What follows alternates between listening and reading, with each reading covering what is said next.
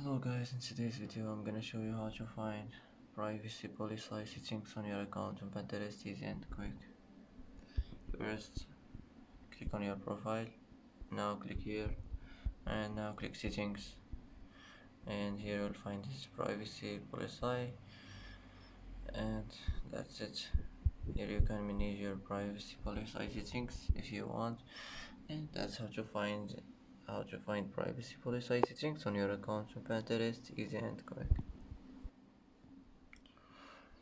And that's it for today's video. If you like this video, don't forget to like and don't forget to subscribe. I hope this video is helpful for you, and thanks for watching until the end, and see you in the next video.